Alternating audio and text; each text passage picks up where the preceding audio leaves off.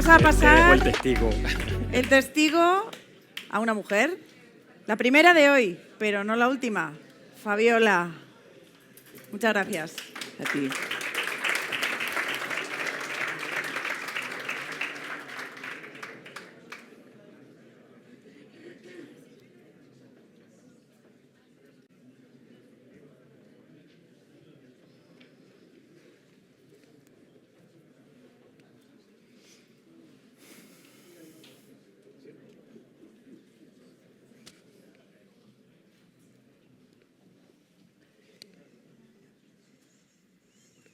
Dicen que basta 1/10 de segundo para formarte una primera impresión sobre alguien. Lo que tarda tu ojo en parpadear, tu corazón en dar medio latido o un rayo en iluminar el cielo. 1 sola décima. Y tu cerebro ya ha hecho su apuesta. Si te resulta cercano, si te inspira confianza, si te genera rechazo. Pero no lo eliges tú, simplemente ocurre. Y así empieza todo. Ese casting invisible que reparte los papeles incluso antes de que empiece la escena.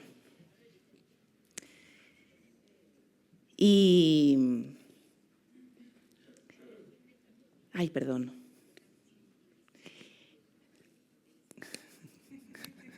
Que me oigo ahí en el eco. Y justo ahí, en ese instante tan breve y tan automático, es donde se cuelan nuestros sesgos inconscientes.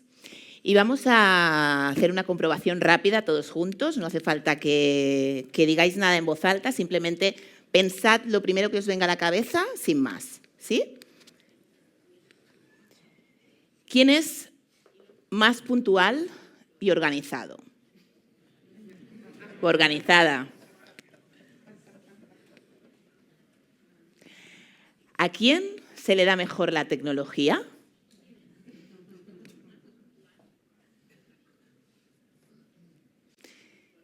¿Y quién es mejor líder?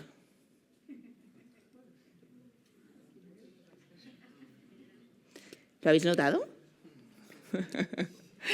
Se acaban de activar vuestros sesgos inconscientes. Y tu cerebro lo hace todo el día, en la calle, en la oficina, en una conversación cotidiana. Y lo hace sin pedirte permiso y de manera pues, automática, inconsciente. Porque es que un sesgo, precisamente un sesgo inconsciente es eso. Es una decisión automática que nuestro cerebro toma a partir de una primera impresión. Y es que todos y todas tenemos sesgos. Es inevitable, es humano. Como decía, todo el día y todo el tiempo están actuando y no nos damos cuenta. Y aunque todos tenemos sesgos y son inconscientes, también tenemos la capacidad y la responsabilidad de hacerlos conscientes para que no se conviertan en prejuicios. Como os decía, es precisamente eso. Un sesgo inconsciente es una decisión automática que nuestro cerebro toma a partir de una primera impresión. Un atajo mental, el camino más corto entre lo que interpretamos y lo que percibimos. Y aunque son inconscientes, tenemos esa capacidad. Podemos ir más allá y poderlos llevar a la conciencia. Y aunque la agilidad presume de tener en su ADN la capacidad de cuestionarlo todo, procesos, estructuras, roles, reglas del juego, muchas veces se nos olvida lo más importante, que es cuestionar nuestra propia mirada, nuestros propios patrones de pensamiento. Y cuando eso pasa y los sesgos se instalan en un equipo, la colaboración se debilita, la mejora continua se frena y la seguridad psicológica se erosiona. Y la agilidad se sabotea desde dentro, sin darnos cuenta, inconscientemente, de forma automática. ¿Cuántos de vosotros habéis tenido que elegir a alguien para vuestros equipos? Bien. Pues imagínate ahí, ¿no? En ese momento tienes un montón de currículums encima de la mesa, todos válidos, perfiles potentes, capaces, y de repente hay uno que te llama más la atención.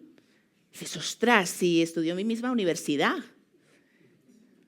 Y además vive en mi barrio. Y entonces, claro, entras a LinkedIn y empiezas a chafardear, miras su perfil y ves que tenéis bastantes contactos en común. Y además, oye, lo que publica pues te resuena. Y entonces, no sabes por qué, pero de repente estás pensando, ostras, esta persona es que va a encajar súper bien en el equipo.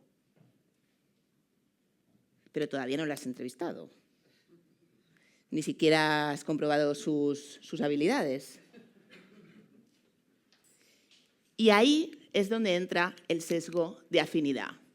Sentimos precisamente más simpatía, más conexión, nos genera más confianza las personas que se parecen a nosotros. Puede ser en trayectoria, en gustos, en origen, incluso en apariencia. Y descartamos también aquello que nos suena como distinto o como diferente. Es algo, pues eso, instintivo. No tiene que ver con la comodidad. O sea, no tiene que ver con la competencia, tiene que ver con la comodidad, con lo que nos resulta cercano, familiar, conocido, ¿no? Nos hace sentir bien porque buscamos precisamente la seguridad. Porque no somos inclusivos por naturaleza. Nuestro cerebro no busca la justicia ni busca la diversidad. Busca la supervivencia, porque está diseñado para sobrevivir. Y entonces en ese intento, en esa búsqueda de seguridad, lo que hace es descartar lo diferente porque lo asocia a una amenaza. Y entonces llega el día de la entrevista. ¿Y qué hace tu mente? Tu mente lo que hace es buscar evidencias de que lo que ya pensabas era así, de que tenía razón. ¿Ves qué maja? Si es que ya lo sabía. Me cae súper bien, es que esto va a ser, ¿no? Me encanta. Y así es como actúa el sesgo de confirmación, que es el que nos lleva realmente a convencernos de que lo que ya pensábamos era realmente así. Nos reafirma. Muchas veces ambos sesgos actúan de la mano. Uno abre la puerta, el otro la cierra con llave. El uno es el disparador, ¿no? El que te dice, oye, el que te lleva instintivamente a elegir a esa persona. ¿Por qué? Porque se parece a ti, porque te resulta cercana, familiar, ¿no? Y el de confirmación lo que hace es precisamente convencerte de que tu elección era la correcta. Porque no es que queramos tener razón, es que queremos seguir teniéndola. Y ya os digo, van casi siempre de la mano. La mayoría de los sesgos de los que os voy a hablar, como son inconscientes y pasan, ¿no? Durante el día, muchas veces todo el rato, lo que me gustaría de alguna manera es que os quedéis con algunas cosas y vayáis observando al cabo del día, la semana, el mes, ¿no? Cómo se van colando ahí en vuestras decisiones, en vuestras acciones. Por eso cuando algo te resulte demasiado, que te encaje demasiado bien, ¿no? Cuestiónate qué es lo que estás pasando por alto. Cotéjalo con otras personas. Oye, ¿lo veis como yo? ¿O solo soy yo? ¿Lo veis así? Porque a veces cuando lo que te parece una conexión solo es un sesgo colándose por la puerta principal. Y documentándome para esta charla me encontré con un estudio de la Universidad de Texas que hicieron algunos años y un grupo de psicólogos sociales reunió a varias personas que no se conocían de nada y les pidieron que se repartieran monedas entre ellos. La consigna era súper simple. Da más monedas a quien crees que lo merece más. Chimpún. Y el resultado fue tremendamente sorprendente porque las personas que resultaban más atractivas recibieron casi el doble de monedas que el resto. Y ese es el sesgo de afinidad. hay de belleza. No habían hecho nada distinto, simplemente resultaban más agradables a la vista, parecían más dignos de confianza, más competentes, simplemente por su apariencia exterior, ¿no? Atribuimos más capacidades, más valor a aquello que nos resulta atractivo. Y esto podéis decir, oye, es que esto fue un experimento hace unos años, siempre universidades de estas de fuera que hacen estudios, bla, bla, bla, ¿no? Y esto lo podemos ver cuando abres una app de citas, ¿no? Derecha, izquierda, plim, pam, descarto, o sea, sin historia, sin contexto. Y podéis decir, oye, Fabiola, esto va de ligar, o sea, pues claro, tiene que haber ahí un poco de, ¿no? O sea, la atracción tiene que estar ahí, ¿no? El pim, pim, esa primera impresión que te engancha. Pero en realidad, pensadlo bien, pasa todos los días. Cuando una persona te resulta agradable a la vista, a los ojos, es posible que la escuches con más atención. Es posible que le sonrías más cuando habla. Es posible que escuches más sus ideas o que le des más valor. Y en cambio, cuando alguien como que no te entra por los ojos, pues puede ser que estés buscando más fallos, que descartes directamente sus propuestas o que directamente pues no le propongas nuevas oportunidades. Y aunque parece muy superficial, muchas veces así es como confundimos la forma con el fondo, ¿no? El impacto visual con el impacto real. No sabemos distinguir a primera vista dónde está la esencia de cada una de las personas y nos dejamos llevar, pues eso, ¿no? Por esa décima de segundo. A mí me encanta el buen vino, la verdad. El vino, el cava, sobre todo últimamente bebo más cava, la verdad. Y cuando voy a cenar con mi marido, Jordi, él siempre suele pedir agua y yo, pues vino. Y el camarero, generalmente, sin más, le pone directamente a él el vino y a mí el agua. Toma castaña. Y al principio me chocaba, incluso a veces me molestaba, ¿no? En plan, pero a ver, si lo he pedido yo, ¿para qué te lo pone a ti? Hasta que entendí que al final ese gesto tan pequeño y tan cotidiano forma parte de un guión que llevamos aprendido e interiorizado de lo que esperar de unas y de otros y de cómo debe ser o de cómo debe comportarse una mujer o un hombre. Y lo tenemos dentro. Y este precisamente es el sesgo de género. El que juzgamos, valoramos o tratamos diferente a una persona solo por su género, por lo que creemos que debería hacer, pensar, comportarse. Y esas creencias no surgen de la nada. Cultura, historia, educación, ¿sí? De lo que nos han realmente, lo que hemos aprendido, lo que nos han enseñado, pues eso, de lo que podemos esperar de unos y de otros, cómo debe ser, ¿no? Lo que catalogamos. Y por eso, a partir de ahí, asociamos un montón de cualidades, roles, comportamientos a lo masculino y a lo femenino. Y no dejan de ser etiquetas. Y las etiquetas, aunque a veces nos ayudan a clasificar, muchas veces lo que hacen es limitar y llevarnos a esa polarización y encasillarnos y dejar de ser flexibles, pensando que los hombres tienen que ser de una determinada manera, se deben de comportar, y las mujeres tienen que, ¿no? Y cumplir, y estamos todos en cajitas, todos monos, sin movernos.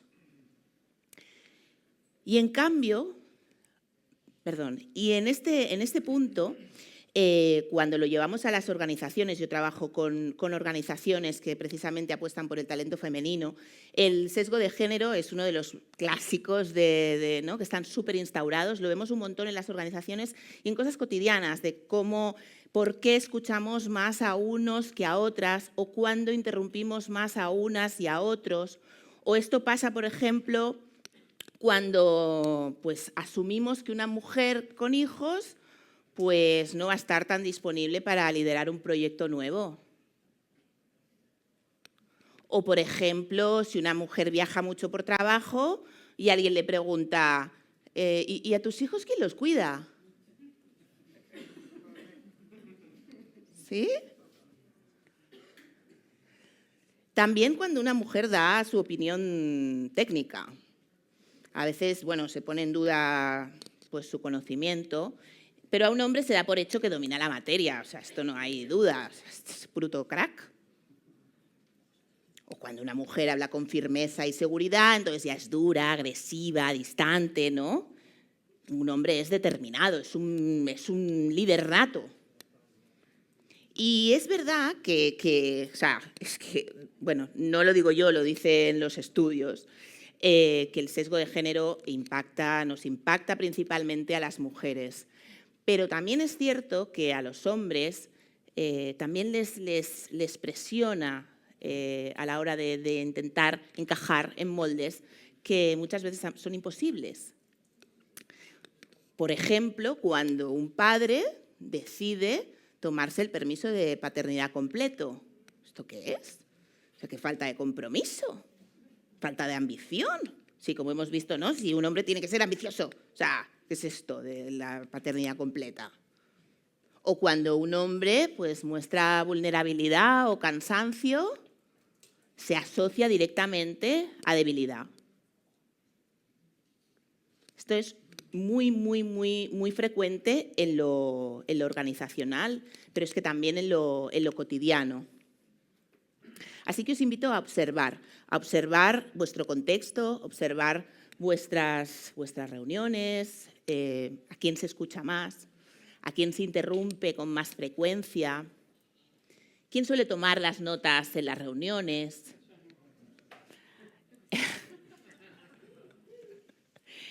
¿Quién tiende a organizar siempre los afterworks?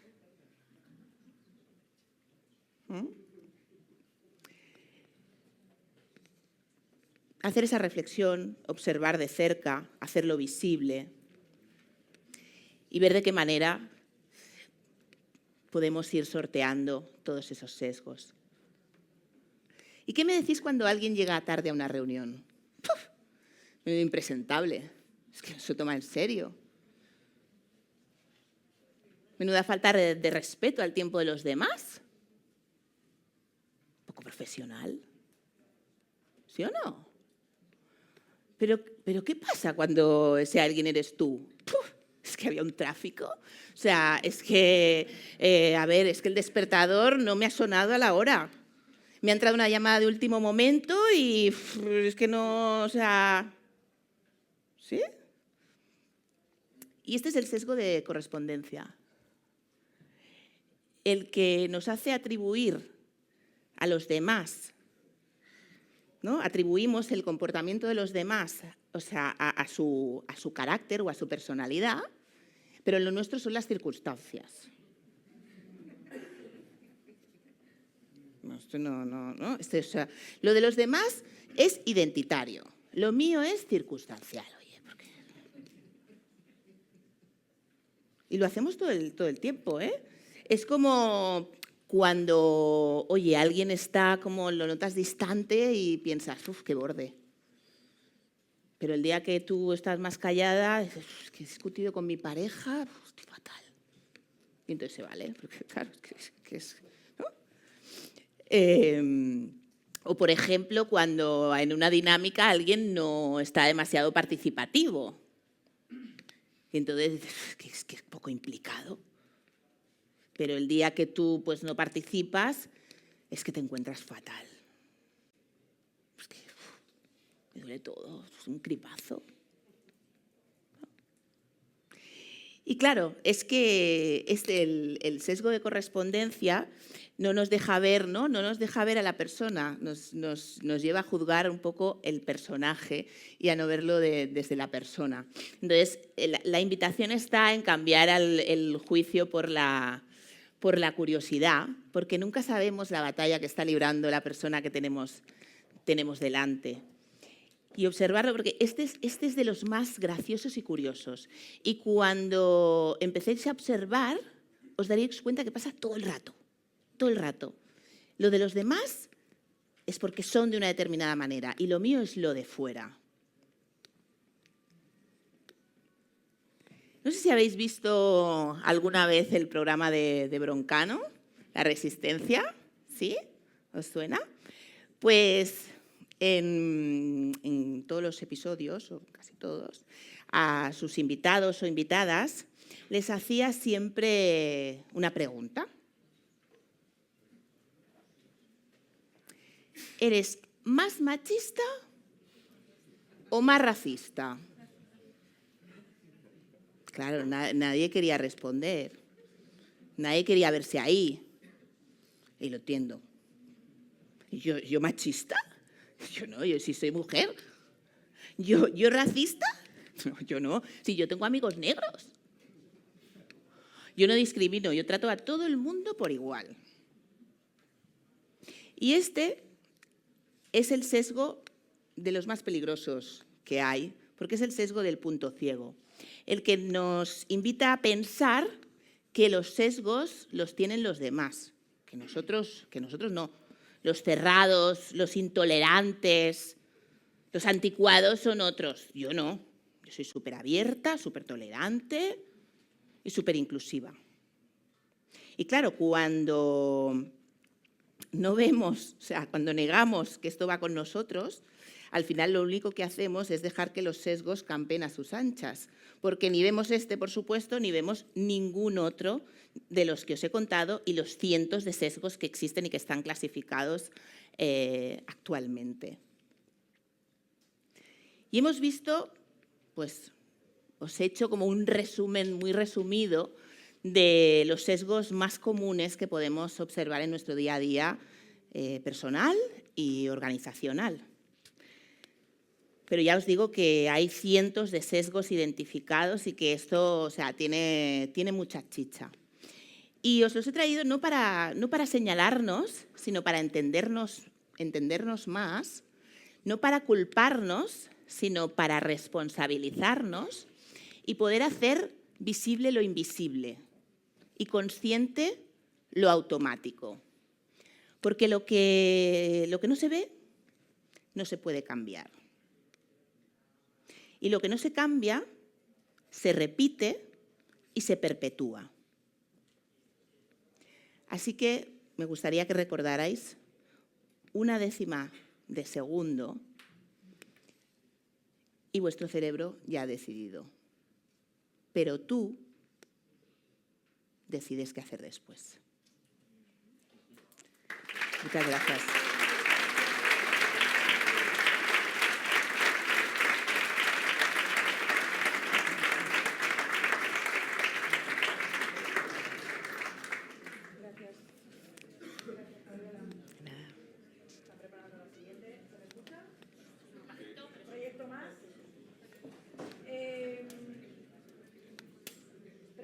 Tenemos 5 minutitos, 6 minutos.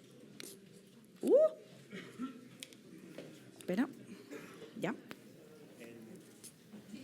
En los procesos de recruitment, ¿cómo la IA afecta a estos sesgos y si los favorece o los los corrige? O sea, está comprobado, y yo te lo puedo decir en primera persona, que al final perpetúa lo que ya coexiste en la sociedad. Yo utilizo ChatGPT hace meses. Sabe que soy Fabiola, sabe que me dedico al liderazgo femenino, sabe que soy una mujer y aún así hay muchas veces que me habla en masculino. Y yo le digo, a ver, llevamos meses hablando, soy Fabiola, ¿sabes o no? O cuando le pongo ejemplos, o sea, cuando le pido ejemplos, o sea, porque se nutre de lo que tiene a mano, se nutre de todo lo que hay en la red. Y lo que hay en la red está plagado de cientos de años de cultura que tiende hacia un lado en lugar de hacia el otro. Entonces, lo interesante, por eso, es que intentemos ser conscientes de que estamos, ¿no?, rodeados, de que los sesgos inconscientes viven y habitan con nosotros, para precisamente ser capaces de identificarlos y decir, y corregir a la IA, porque si no corregimos a la IA nos seguirá devolviendo pues más de lo mismo. Entonces, en este punto todavía nos va a la contra. O sea, sigue viciada por todos los sesgos que conviven con nosotros diariamente. Gracias. Hola, gracias Hola. Fabiola por la charla. A ti. Mira, yo estoy leyendo ahora un libro que habla sobre cómo la inteligencia artificial nos han convencido de que es una buena solución porque es mucho más racional que nosotros, es capaz de gestionar mucha más información, tiene muchas más fuentes, ¿no? Todo mejor, ¿no? ¿Por qué? Porque el humano es irracional, impulsivo, tiene sesgos. Entonces quería entender cómo lo ves tú. Cómo quitar al humano de la ecuación, quitar a las personas porque tenemos estos defectos, así, te lo dejo así abierto. Bueno, es que para empezar, gracias por la pregunta. Para empezar, no lo veo como defectos. Lo veo como lo que forma parte de ser seres humanos. Entonces, y no le voy a quitar mérito a la IA. La IA es una herramienta muy potente y muy poderosa que nos va a ayudar y nos ayuda ya a a procesar automáticamente muchas cosas y a ahorrarnos mucho tiempo, pero yo sigo pensando que ser humano es ser humano y difícilmente habrá características intrínsecas o las percepciones, las interpretaciones. O sea, hay sutilezas que captamos como seres humanos que se me hace muy difícil, al menos a día de hoy con la IA que yo conozco, que no soy experta por supuesto, se me hace difícil que va a poder llegar a desbancarnos o a quitarnos. O sea, esa es una visión, yo creo que sesgada, ¿no?, de poner en valor a lo que es una inteligencia artificial versus la inteligencia humana o la inteligencia colectiva del ser humano. Así que confío que no que esas voces no cojan más fuerza. Gracias. ¿Alguna pregunta más? Tú repites ya, ¿eh? Muy interesante, gracias. ¿Papá? Sí. Iba a preguntarte, estamos hablando de equipos, estamos hablando de sesgos. Yo lo que he entendido, ¿vale? Cuando tú identificas sesgos en tu equipo, los visibilizas, ¿no? Y luego, ¿qué haces? ¿Dejas que emerjan cosas, que ocurran cosas o eso se interviene de alguna manera? Pero el hecho de visibilizarlo no significa que digas, he visto este sesgo. Puede ser visibilizarlo a través de, estoy observando que tenemos tendencia como equipo a que ciertas voces se oigan más que otras. Pues yo, si lidero el equipo, intento tener esa pluralidad de voces y intento dar voz a todas las personas. Que parece algo o sea, que al final esto no es ciencia de la NASA, ¿no? Pero que no pasemos por alto esos pequeños detalles. Visibilizar un sesgo no significa transparentarlo necesariamente, sino actuar en consecuencia, observar, decir, ostras, veo que esto va por aquí, voy a ver cómo lo redirecciono. Ya no hace falta que lideres el equipo, puede ser directamente, ¿no?, puede ser un colaborador más, un miembro más del equipo, pero estar con con los ojos abiertos y los oídos también abiertos y incluso tú mismo, si te das cuenta que, oye, me voy a centrar a ver a quién interrumpo más, si es que interrumpo más a alguien. Y entonces tú mismo revertirlo y al final eso, o sea, es ese punch colectivo de estar todos más atentos y todas más atentas para revertirlo. Y a lo mejor hay algún momento que estamos en una retro a lo mejor y a lo mejor sí que es el momento de decir, oye, pues estoy observando que reiteradamente está pasando esto en el equipo. A lo mejor, pero depende, ¿no? Que depende siempre es una buena respuesta en muchos casos, pero realmente es así, porque cada contexto y cada situación, pues si no hay suficiente seguridad psicológica, a lo mejor no me va bien transparentar según qué cosa porque voy a generar más distancia, pero entonces voy a ir por otro lado porque quiero realmente que ese sesgo se minimice, o cuando estoy escogiendo a alguien, autoevaluarme y esa mirada revisitarla. Muchas gracias. Gracias. Gracias, Fabiola. Coged vuestras paletas, ya sabéis, gracias. blanco si os ha gustado, Espera, voy a rojo hacer si un- ha sido regulinchi. Mira qué bien, ¿eh? Súper. Mil gracias. Gracias, Fabiola.